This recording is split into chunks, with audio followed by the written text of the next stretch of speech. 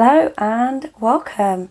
So today I'm going to talk to you about RARE, the Romance Author and Reader events, which is a big book signing that happens usually around twice a year in Europe or Australia, different locations within that. I was lucky enough to go to the London event last year, the Edinburgh event this year, and I have got tickets to go to London again next year. So what's prompted this is I have just finished putting together my scrapbook from Edinburgh. I know it's 2 months ago, but I wanted to wait for the right time to sit down and really enjoy going through the memories of the day and all my author signatures and artwork and things like that. And I really had a great time doing it. So I have learned a lot from the two events that I have been to, and will definitely be applying some of those things that I have learned to when I go to London next year. And I thought I would share some of my thoughts and my plans with you today. So first up in preparation is knowing which authors are going and reading as many of their books as possible. So there is a Facebook group for each of the RARE locations, and in there's always going to be an up-to-date author list, and there will be guides for things like which authors have got pre-orders, what genres different authors write, if there's any sales on or anything like that, and also all the information that you need in the run-up to the event to make it a massively successful, enjoyable day for you. So how I choose which authors to read. There are obviously going to be authors that I'm already there going, this is amazing, I've read loads by this author, I can't wait to see them at the event, fantastic. So yeah, they're going to go on the list first. I'm also going to use it as an opportunity for if there's any of those authors where I've been meaning to read another one of their books because I've not maybe read one for a while. This is my chance to do so. There will then be authors that are already sat on my to-read list on Storygraph. And again, this is the push I need. I will then go through some of the spreadsheets that are in the Facebook group. So there are a couple of attendees who very kindly share the spreadsheets that they have made with which genres different authors write. So I will typically go through those and look at anyone who writes fantasy or paranormal or sapphic books and see if there's any there that I want to add to my to-read list. And then the other way that I get books that I want to add is just through seeing people recommend them in the Facebook group. So I'll then look into those and go, hey, is this one that I want to look at? Particularly if it's on Kobo Plus, because then I can, read it with no extra cost. So always love those. But then that gives me my list of books that I really want to focus on. And then I'll read the ones that I want from there. There's no massive pressure. I'm happy to, go talk to an author if I like the sound of their books and I haven't actually got to them yet. So if I haven't read them by that day, that's not too much of a problem. I am going to try this year for any returning authors that I have seen at previous events to make sure that I have read some of their books, because I have spoken to some amazing authors at these events that are just great people. So it would be really nice to make sure that if I do go speak to them again, I can talk about the actual contents of their books this time. But ultimately, I don't want to put too much pressure on myself, and I know that I'm still going to have a great day and see as many different people as catch my eye anyway, regardless of how much I have managed to read. So then the next step is obviously, what do I actually take to the events? If you are in the Facebook group for RARE, or if you have seen people from other book signing events, you will see most people talking about trolleys or carts to carry books around in. So at Edinburgh, I actually had 3 bags with me. I had my backpack, which kind of had my day stuff in it. So I had my water bottle, it had some snacks, always take lots of snacks because you're there for a really long time and you don't want to have to go out and buy really expensive event venue snacks. It's just not the thing. You want to be spending that money on really cool book stuff instead. So yeah, top tip. I then had a tote bag, quite a sturdy one. This is actually one I customised myself with my Cricut machine. And that was for stuff that I was grabbing in and out. So anything that I needed for the next author that I was going to, or for an author that I had just come from. And also any kind of swag that I picked up that was unusual shapes that I didn't think would kind of sit nicely in my trolley. And then we have my book cart folded up at the moment. So mine is actually a fabric covered one. As you can see, it has, as long as it's got wheels, it's got an expandable handle. The details are just down to you. Like, this one works really well for me. It's a good size. I tested it before I went to London in terms of how many books it can hold. The key thing for me is that it can fit 2 indie books side by side. So it means I can do 2 stacks within there, and I can kind of rearrange as I go through the day. But there's so many different options. You do not need to spend a fortune. Yes, I know some people like the ones with the like climbing stair wheels and things like that. For me, I'm happy to go on an escalator with it, which is, you know, for most of the time, particularly places like London, that's what you're going to need. And any of the rest of the time, I'm just going to be in a lift anyway. Like, once it gets to a certain weight, I don't really want it on the stairs. But it is personal preference. I know some people absolutely love those ones. So just get one that works for you, as long as it fits books and isn't going to crumble once you put a few books in. That's the main thing. So the other things I take with me, something for authors to sign, which I have these printed out. These are my spares because I wanted to take millions to Edinburgh just in case.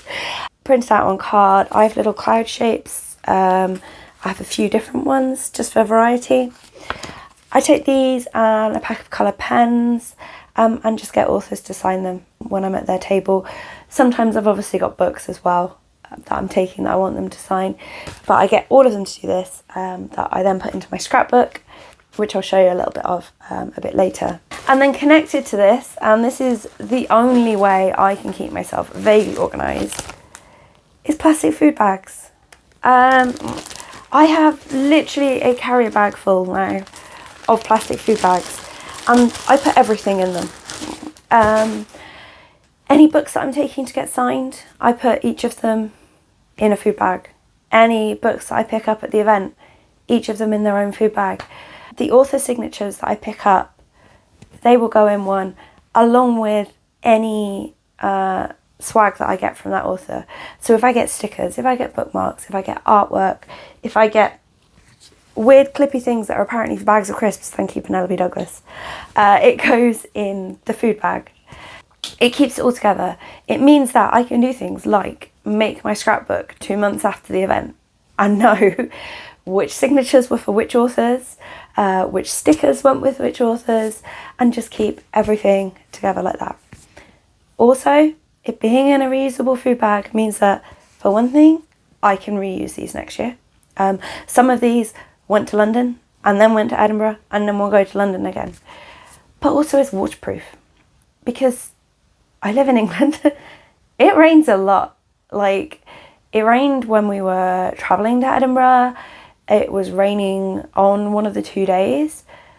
It means I don't need to worry about, is everything completely sealed? You know, is there stuff in my tote bag that's not covered? Is my cart going to be fully waterproof? If I open something, is there going to be a problem? Is my suitcase on the way home going to have a problem? Because everything is in a plastic food bag. It is already waterproof. So for me, that is one of my absolute essentials. I never thought how passionate I would ever become on the topic of reusable food bags. But there we are. That's what we're up to. Okay, arriving and queuing. So there is different times for arrival if you have got early entry or general admission tickets. I have a general admission ticket for London, which is what I've had for the other events as well. So the general guide is that the queue opens for general admission when early entry goes in. That being said, there was a time given for Edinburgh. Everyone was told if you arrive before this time, you won't be able to queue. But the queue, they did queue. There were a lot of people saying kind of when we joined the queue and we're talking about it in the Facebook group that they had arrived or kind of gone in with early entry and there was already a queue for general admission. So I would say, like, don't waste your whole day queuing, but definitely don't arrive 5 minutes before the event and expect to get in when it starts. Edinburgh Day 1, the queue took a really, really horrifically long time to go in. I think it was well over half an hour for the queue to clear. But part of the reason for that was that the free books stall was in the entranceway. And so people were going straight from coming in to queuing to get their free books, which meant that the security guys were only letting people in when there was room to queue to look at the free book tables. So it took a really long time. It was definitely quicker on day 2 at Edinburgh, kind of more in line with what I remember from London, but I would still kind of expect to be taking 15-20 minutes to get in from the point that doors open. So just set your expectations accordingly, particularly looking kind of with where you are in the queue. Also, just take an e-reader with you because you're going to be in a queue. I know some people were using the queue for trades and things like that, but yeah, just take an e-reader with you and read or chat to the person next to you. But yeah, there will be a queue, but it will be fine. You will still get in. So then the next thing to say is wristband authors. So there will be some of the really popular authors that are wristband authors. And what this means is that you can only join their queue if you have already got a wristband to see them and it has got to your number in the line. So if I show you from Edinburgh, that's my actual admission wristband, and then all of these are author wristbands that I had, and you can see on each of them there is a scribbled out number. So what happens is when you go in, you go straight to the table, straight to the queue of the author that you want to get a wristband for, and then the line assistant will give you a wristband and it will have a number. There will also be a flip chart by that line assistant that will have a number on it. And what that tells you is where that queue is up to so far. So it might say like 1 to 200. That means anyone with a wristband that is the number 200 or under can at that point join the queue. So you never have to join within a specific slot. It's just once it's got as far as your number, you can join then. So that will give you a rough idea of how quickly the author is moving. When we went in and we were collecting wristbands, there were authors that were up to say 250 already, and there were authors that were on 50. So you can see kind of from there. And then you can also see what number wristband you have got in terms of when you are likely to see that author. So for context, I had some that were in the hundreds going in with general admission, right up to Tate James, who we actually picked up the wristbands like maybe halfway through the day on the Friday, and so I think I was like 640 or something. But yeah, you know, different authors will go at different speeds. But that has to be your first stop, is if you want to go see wristband authors, definitely go straight away.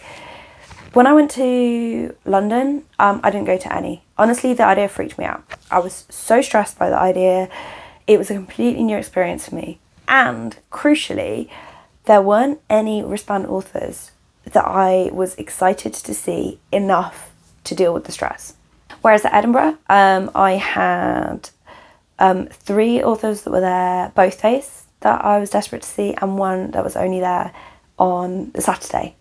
So I wanted to see Patricia Briggs, I wanted to see Danielle L. Jensen, Sarah Kate, and then Suzanne Wright, who was only there on day 2. So that was my big thing.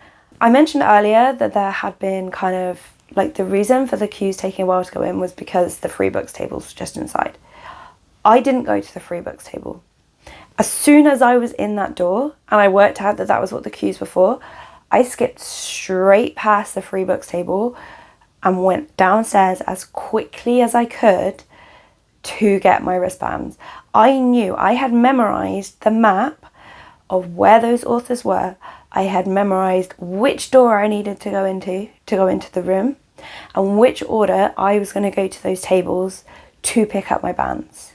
And we had been in the building, I would say less than 5 minutes, and I had 3 wristbands on my wrist. Now, London is a much, much bigger room. They deliberately split where the wristband authors are to kind of stop the queues clogging up. And I got quite lucky because mine were all in the same room. But it is doable. Just prioritise and accept that you are going to spend a lot of the day in queues. And it was completely worth it. So what happens when you go to an author's table? So the first thing is, obviously there might be a queue. If so, chat to the other people in the queue. Queue for Patricia Briggs was amazing because you know you are with people who love the same books that you do. This is your chance. Like, how often do you get the chance to know you are surrounded by people who are as passionate about something as you are? So enjoy the queue if there is one, but also be quite sensible. Like, if there's a big queue for one author that you want to see and no queue for another author that you're thinking of seeing, go see the one with no queue and then go back later. But when you get up there, obviously, if you have got books that you would like them to sign, make sure that you've got the book ready. It sounds obvious, but make sure that it's ready, and put your name on a post-it note if you want it personalised so that they know how to spell your name.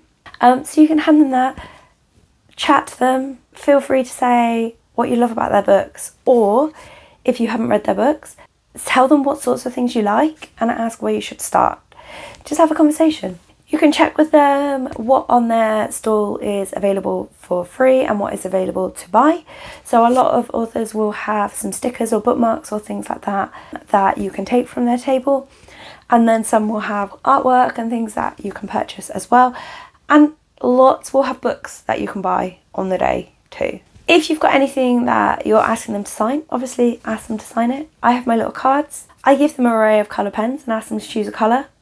Some go crazy, which is always amazing, but just enjoy it. You can get a photo with most authors as well. There will always be an author assistant or a line assistant there who can help take a photo.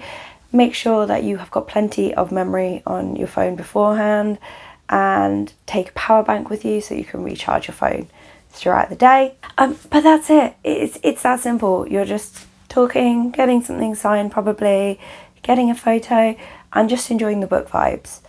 And then get yourself set for the next one.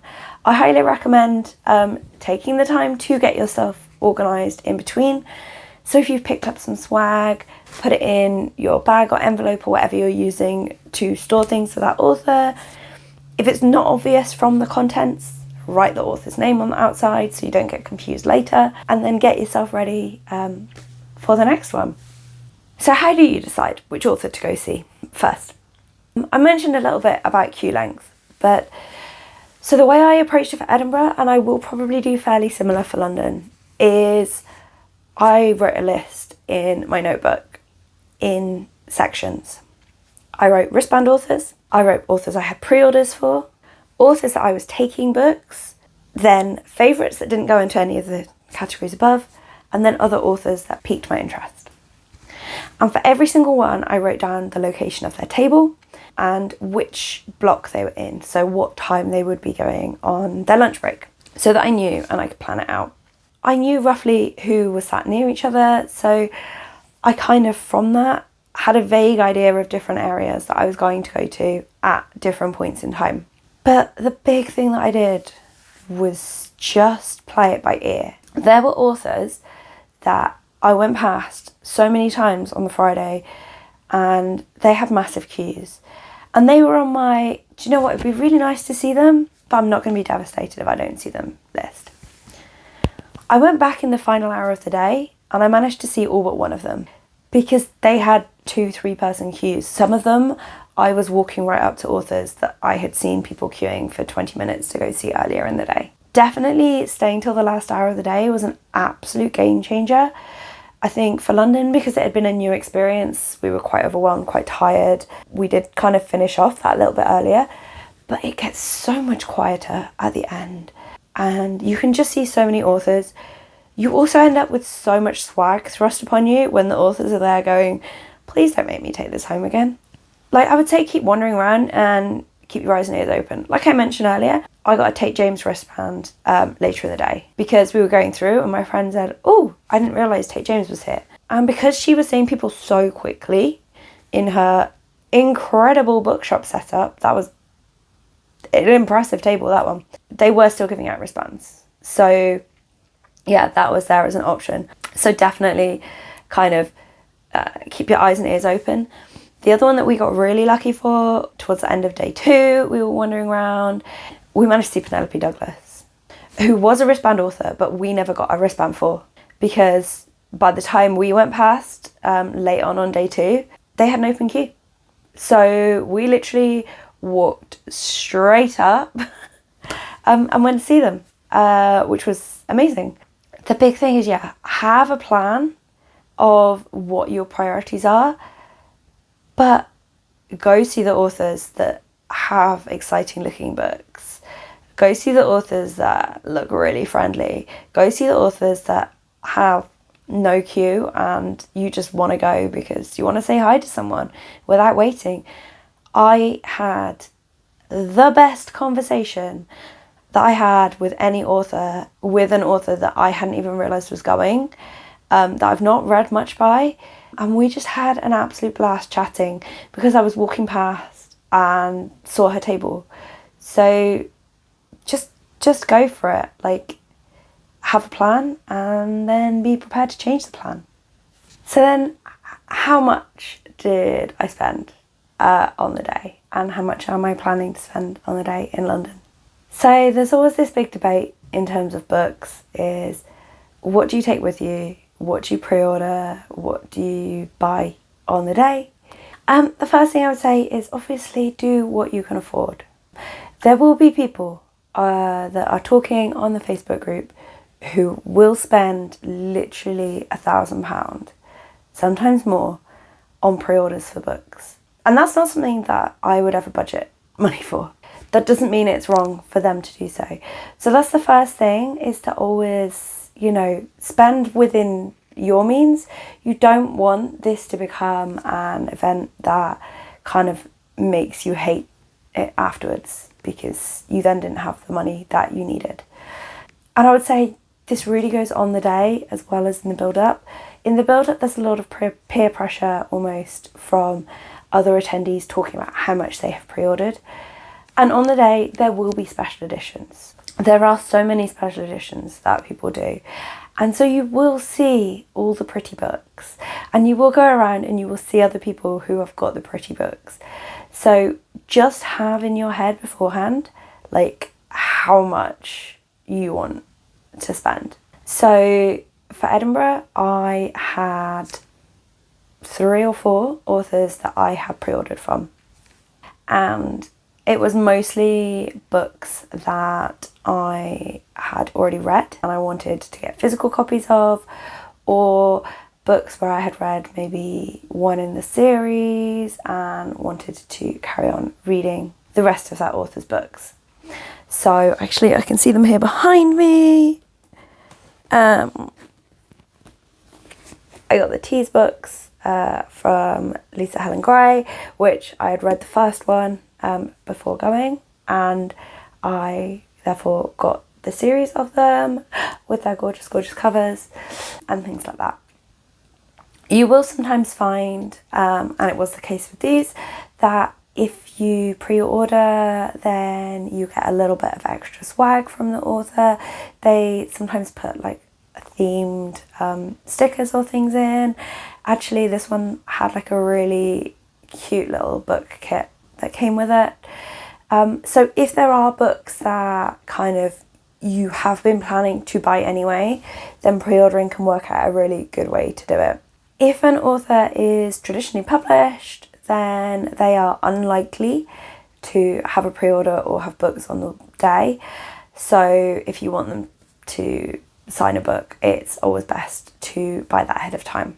So I did that with Full Moon Rising, which is the first of the Riley Jensen books by Kerry Arthur, because that one is a traditionally published series. So I bought myself a copy to take, because I'd actually read it from the library. I didn't have a copy on my shelves. Or you can buy books on the day, which I hadn't been massively planning to do, but I was like, I'm not going to stop myself. And I did. I bought this series. So it's by Lana Cole, and I had seen the pre-orders come up and I was like, oh my gosh, someone has made special edition mass markets of paranormal romance. Like, this is so cool.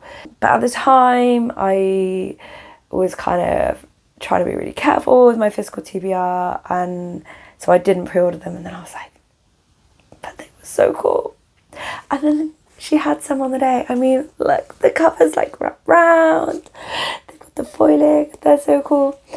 So yeah, obviously I do still need to read them, but I had done a lot of research in between on the books, and I had one of my Instagram friends speak very highly of them as well. So I am pretty happy with this. This was my only book purchase though. The four of these were the only books that I actually bought on the day. Everything else I picked up was either free books or pre-orders. I did buy art from 2 authors though, which I have zero regrets about. I got this one from Sarah Kate, which is the, it's still in the packet, so it's a bit shiny. So this is the Salacious Players Club people, and you've got all the different couples and throuples around the bar, which I love. It's so gorgeous. And then I got this one from Juliet Cross, with all the Stay a Spell sisters on there, and I just love it. Yeah, I really, really love this series, and she signed the back for me, so very happy with that. And then there'll be obviously bookish stalls as well. The one place that I am always going to spend money regardless is Book Besties. I got 3 sleeves this year, one for me and then one for each of my kids. I deliberately got one that is to do with spicy romance books in an attempt to finally have a book sleeve that my children don't want to steal, because there's this running joke. Can I reach it? I have this one from Book Besties, which is like Disney princesses but Star Wars style, and it's this running joke that my kids have that it's actually theirs. So yeah, I got that one, and then I also got some earrings that I'm not wearing today. I think I had them on last video though, that were cute little chilies. I think that's all I got from the bookish shops, but there were so many gorgeous things that, yeah, there was a lot of temptation. But I was really worried about my baggage allowance. It turned out I was fine. I was so worried about the fact that I was flying home. I'm definitely planning similar for London. Like, I think I'll be a bit easier on myself. If there's authors that I'm tempted to pre-order for, and they're authors that I really love, I will. Because, like, this is one of my main hobbies. If I can afford it and, like, it excites me, then I will go for it. I will give myself that same grace for if there are a couple of books on the day that I see and I'm like really drawn to, then I will buy them. Definitely artwork, and yeah, obviously more purchases will be made from Book Besties because my children would disown me if not. So then the next thing is after the event. The first thing is that you're going to be really, really tired. It's a really long event, and particularly if you are like me and like a lot of readers and you're quite introverted, it is a day of being in a big room and talking to lots of people, and yeah, it's a lot. So this is one of the reasons that I don't make myself sort everything straight away. You kind of come back and just put your stuff and let it be, and give yourself time to go through. Like, give yourself time to go through your books and enjoy looking at the ones that you got. Enjoy looking at the author signatures that you've had, you know, on your most precious, exciting books. And then take the time to go through everything else when you're ready. What I do with the stuff that I pick up from author tables, if it's stickers, I put some stickers in my scrapbook, and The rest, if they're kind of more generic fun ones, I put into my sticker stash for book journals or decorated notebooks and things like that. Except for the couple that I definitely picked up with my kids in mind, in which case those get farmed off, and I apparently become the best parent ever for about 20 seconds. Artwork, if it's little bits of like art that I've collected from tables and it's not anything that's particularly kind of significant for me, then I'll put those in my scrapbook as well. Otherwise, I haven't yet done it, but I am planning to do a wall of bookish art across from here. This is actually the same room that I work in, so there's a nice space by my desk that I think it would be really nice to look at when I'm working. Pens, I've got 1 or 2 pens and pencils. This is what I picked up in Edinburgh. They just go into circulation. I do have to be careful for any that have swear words on. I have an 11-year-old and a 7-year-old living in my house. They are very aware if things have swear words on, so I have to be careful which ones make it into general circulation and which ones very definitely stay in here. The one I need to change, I'm going to need to put a sticker on these ones. I got these ones from Tate James. They are absolutely gorgeous. However, they do have a swear word on them. So I am just going to put a sticker over that, and then my kids can have them anyway, because this is like the dream. And if someone had offered me a pen this gorgeous as a kid, I would have been the most excited. So yeah, but generally I just try and actually use the stuff, because otherwise what's the point? I don't want it to just sit in a box and be clutter. Like, use the notebooks that I get or things like that. It's what they're for. So then the final thing I wanted to show you was just a little bit of my scrapbook. So I've got a printout of a photo that I took of the Rare lights. This was actually taken in the evening, which is why they were all switched on. Sticker from the Rare table, and then just a random bookish sticker that was from one of the author tables. I think it might have actually been from another attendee or something as well. So then on the pages, obviously there's different types of pages depending on various things. So like some of them I have got photos. So this is my one, Beck McMaster. I did pick up some artwork as well, but that's artwork that is going on my wall because it's for a book that I really love. And then here's an example of a page with some stickers on. So this one was from Lana Cole, and this is just basically what I'll do. I'll just go through and add different bits. Sometimes I put bookmarks on, kind of just see how it goes. Heather G. Harris had a little photo printout thing, so that was kind of cool. And I'll put those in, and then when it gets to the end, I will literally just go through and put in any of the like artwork or flyers or things that I grabbed in there, which is just kind of cool to look through. It was also nice looking through this a little bit after the event. It kind of prompted me to go through and see what were the books that I was there going, oh, I'm going to look that up when I get home. And make sure that I have got them all kind of marked up on my to-read list. I have specific tags that I try and use for when they're recs that I've got for Rare, or if they're books that I'm reading kind of for Rare. So I am planning to do fairly similar for London in terms of collecting the signatures and then doing a scrapbook later. I think I will try and take more photos in London. I really like the ones where I've got photos with the authors and not just doing it with one or two. So yeah, I think I might do that a bit more. But basically, I had a great time, and I'm really looking forward to having a great time again. One of the really nice things with putting the effort in, planning a little bit, is that you can just get on and enjoy the day when you're there. I highly recommend it.